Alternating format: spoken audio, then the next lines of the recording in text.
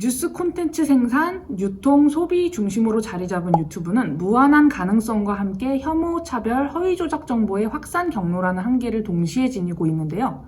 특히 우리 사회에서는 정치 시사 유튜브 채널이 우후죽순 생겨나 올바른 정보의 경계가 모호한 상황이죠.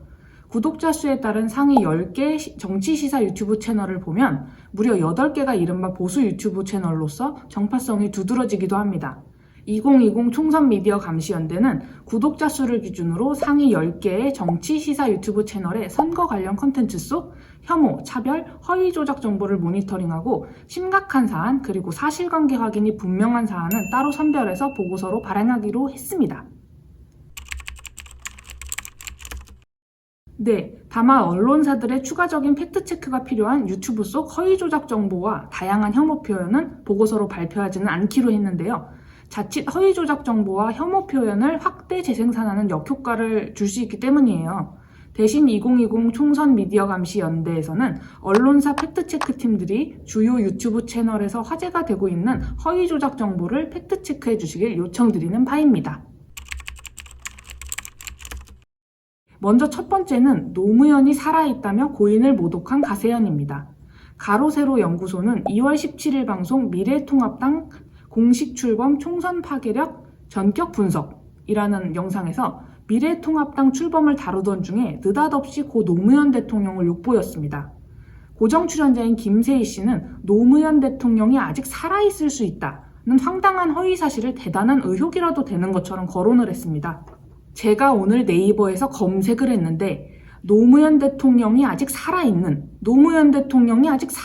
게 아닌가 그 의심이 되는 그게 좀 있었는데 오늘 네이버에서 제가 노무현이라고 검색을 했었거든요. 노무현이라고 검색했는데 이게 프로필 수정할 때 본인 참여가 돼 있는데 본인 참여로 2016년 7월 6일에 최종 수정이 있었습니다. 그러니까 노무현 본인 네이버 아이디로 수정을 하셨다는 건데 일반적으로 본인 아이디로 수정도 잘 하지 않지만 아무튼 좀 되게 독특한 것 같아요. 대통령이신 분이. 아무튼 좀 재미있는 광경이 있어서 제가 오늘 이걸 좀 캡처를 해서 여러분들께 보내드립니다. 아무튼 노무현 대통령 본인 참여로 2016년도에 네이버 프로필 수정이 됐었다. 따로 검증할 가치도 없는 허위 사실이죠. 포털 사이트의 인물정보 수정 내역을 이유로 2016년에 노무현 대통령 본인이 네이버 아이디로 수정을 했다 추정하고 본인 아이디로 수정 잘 하지 않는다고 지적하는 것 자체가 고 노무현 대통령을 웃음거리로 삼으려는 의도예요. 김세희 씨가 직접 좀 재미있는 광경이라면서 조롱의 의도를 숨기지도 않았습니다. 굳이 확인할 필요도 없지만 이렇게 저열한 고인 모독이 반복되는 걸 방지하기 위해서 확인한 결과 고 노무현 전 대통령의 포털 사이트 인물 정보는 노무현 재단에서 관리를 하고 있었습니다. 이렇게 당연한 사실도 가로세로 연구소는 고인을 모욕하는 데 이용한 거예요. 특히 선거 시기, 미래통합당은 긍정적으로 다루면서도 별 맥락도 없이 고 노무현 대통령을 악의적으로 다룬 것은 미래통합당 지지층을 결집시키려는 의도로 볼 수도 있습니다. 다음으로 나쁜 유튜브 게시물에는 5.18 광주 민주화운동과 호남 유권자를 향한 모독이 있었습니다. 고성국TV는 5.18 광주 민주화운동과 호남 시민들을 심각하게 모독하는 발언을 서슴지 않았습니다. 2월 17일 방송 좌파 폭격기 3인방 이인영, 김대호, 심상정, 조영곤, 광주, 주동식 특별대담에서 주동식 지역평등시민연대 대표의 발언이 문제였어요. 호남에 가지고 있는 저는 상징자산이라는 게 있다고 봐요. 저는 소위 말해서 어떻게 보면 좌파가 저는 굉장히 도덕적으로나 그 다음에 어떤 능력으로나 저는 굉장히 허접하고 부족한 세력이라고 보거든요. 근데 이 좌파가 위기에 처할 때마다 최후의 보루 역할을 해준 게 저는 호남이라고 봅니다. 그리고 호남이 가지고 있는 상징자산, 노골적으로 이야기하면 5.18 피 아닙니까? 그걸 사실 가장 적절히 활용해먹고 자기네들의 정치적 입지에 적극적으로 활용을 한 게 좌파라고 보거든요. 저는 그래서 사실은 그런 좀 비유를 합니다. 호남이 좌파한테 이용당하고 있다. 호남으로 치자면 자기가 가지고 있는 집안으로 보자면 집문서, 땅문서, 문전옥답 문서까지 싹 넘겨주고 그 대신에 짜장면 몇 그릇 얻어먹는 셈이다. 요약하자면 도덕적으로나 능력으로나 허접한 좌파가 위기마다 5.18 희생자들을 악용해 호남 시민들을 선동했고 호남 시민들은 거기에 넘어가 좌파에게 모든 걸 빼앗겼다는 거예요. 이렇게 적나라한 비방의 근거라고 할 수 있는 부분은 하나도 없는데요. 오직 좌파, 호남, 5.18 광주 민주화 운동을 혐오하는 악감정만 나타나지요.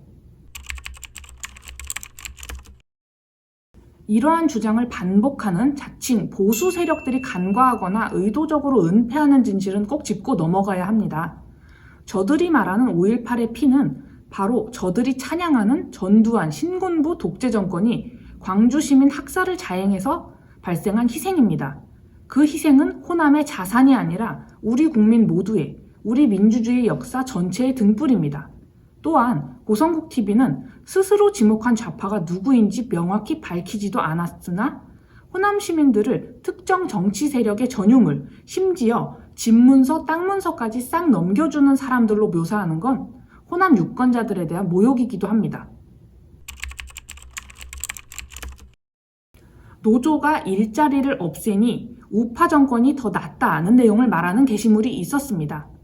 펜앤드마이크TV의 2월 18일 방송 자유우파가 집권하면 달라지는 점 오정근 경제산책에서는 자유우파가 집권해야 경제가 산다는 취지의 주장을 하면서 사실과 다른 내용을 근거로 삼았습니다.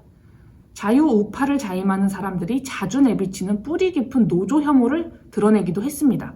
한국의 노동 유연성이나 이런 것은 세계에서 거의 100위권 밖에. 이런 것이 지금 세계 경제 포럼의 평가이기 때문에 그 정도로 지금 강성노조가 지금 큰 국가 경쟁력을 훼손하고 있는 상황이고 10%밖에 안 되는 강성노조가 대다수 노동자들의 일자리를 그야말로 일자리를 자꾸 없애는 그런 문제가 제기되고 있는 상황이기 때문에 노동개혁과 금융개혁을 아무래도 친노조 정부보다는 우파 정권이 좀 더 추진할 수가 있고요.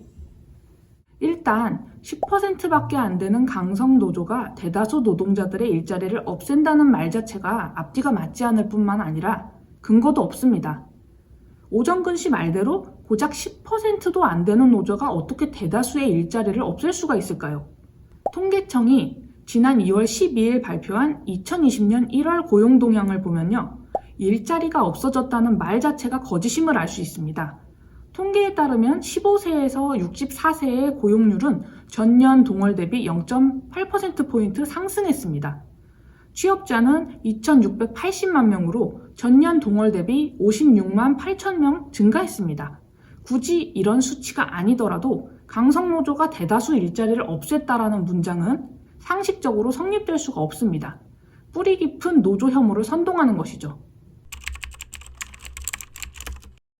세계경제포럼이 2019년 10월 9일 발표한 2019년 국가경쟁력 평가 보고서에 따르면 한국의 노동시장 유연성은 97위로 순위가 높지 않은 것은 맞지만 100위권 밖은 아닙니다.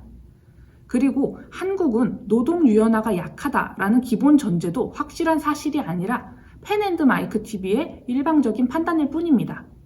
국회 입법조사처가 OECD 국가별 통계를 분석해서 2015년 12월에 발간한 우리나라 노동시장의 유연성과 안전성, 현황과 과제에 따르면 OECD 국가 중 2006년부터 2014년까지 노동 이동률이 가장 높은 나라는 한국, 그리고 임시 근로자의 비중도 2014년을 기준으로 21.7%로 매우 높은 편, 5년 이상 근속기간이 보장되는 근로자 비중 역시 칠레에 이어서 가장 낮은 수치, 이런 것들 등 한국이 이미 노동 유연화가 상당히 진척된 나라임을 보여주는 요소가 많습니다.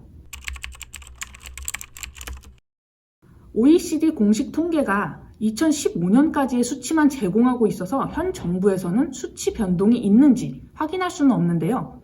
문재인 정부도 노동공약을 대거 후퇴시키면서 노동 유연화 기조를 대체로 유지하고 있습니다. 대통령 취임 직후에 추진한 공공부문 비정규직 정규직화는 대부분 자회사 전환을 통해 이뤄져서 외주화의 껍데기를 완전히 벗겨내지 못했죠.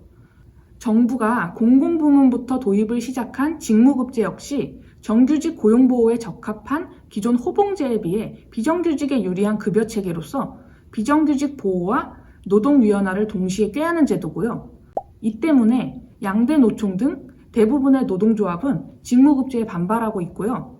펜앤드마이크TV 대표 정규재 씨가 몸담았던 한국경제 역시 사설, 연공서열이 아닌 직무와 성과 서둘러야 고령사회 해법 열린다와 같은 기사를 통해서 직무급제 확대를 환영하고 있기도 합니다.